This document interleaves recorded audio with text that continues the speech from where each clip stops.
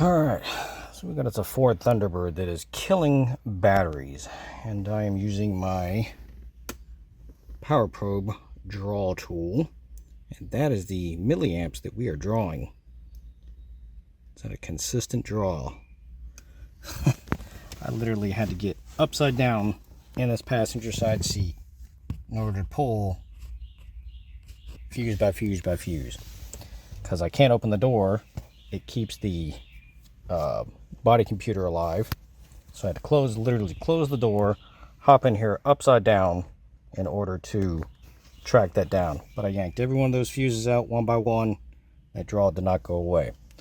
So now we are going to go to the trunk and start pulling those and see what we have. Let's see if that drops down any. I disconnected the battery, or sorry, I started the vehicle up, and that's what it came out with.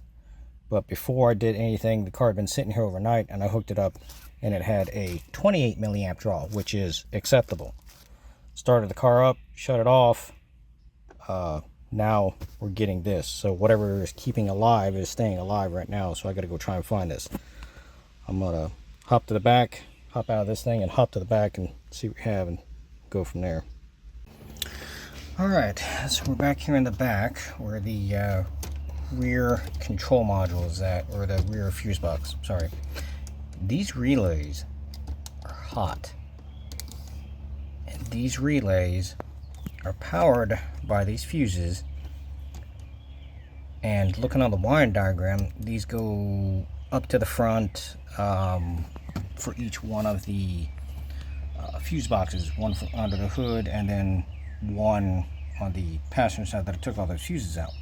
So me removing all the fuses didn't do any good because these relays being hot means they're on.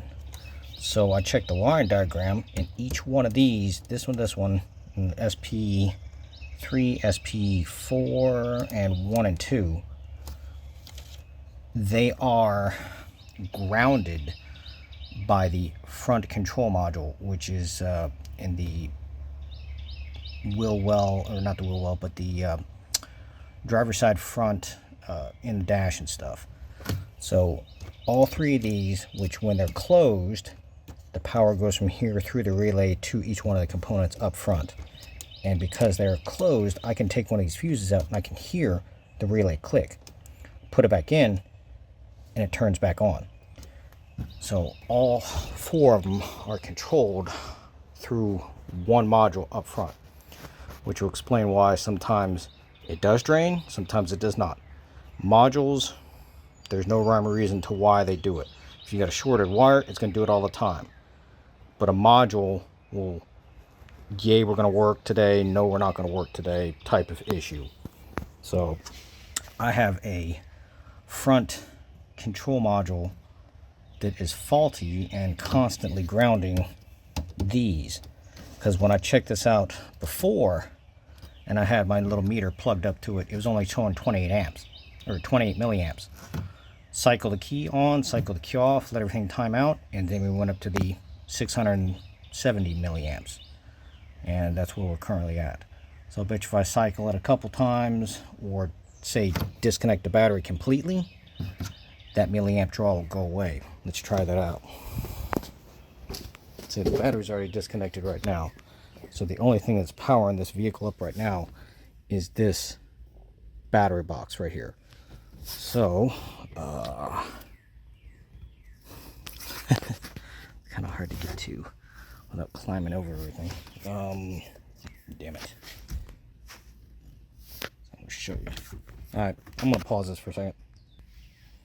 Alright, climbed in over the seat to watch this. So I'm going to unplug the only power supply to this car, which is going to be attached right now to the OBD2 connector, which is where this thing hooks up to. So we can unplug it. It's going to show no milliamps because nothing is physically connected to the car that has power. And I'm going to plug it back up.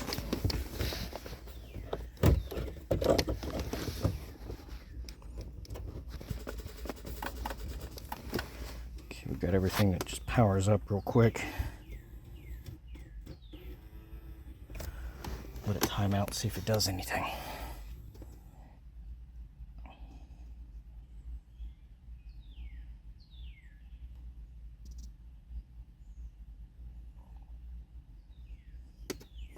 I got an extra battery pack charging this thing up while I do it, because this thing only lasts for maybe 20 minutes with having to keep power on a vehicle that has a 600 to 900 milliamp kind of draw.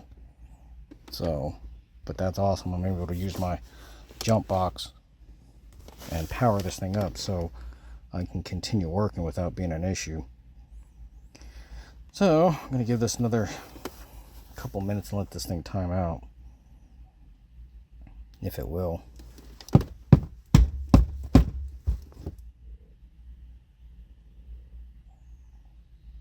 If it doesn't time out, that means I didn't let that module go to sleep long enough. Completely disconnect the battery for, I'm going to say 4 or 5 minutes. Yeah, that battery is still, it's got internal capacitors or something. So I'm going to disconnect it, leave it disconnected for about 5 minutes or so, and let that module completely power itself down. And I'll get back to you in a minute.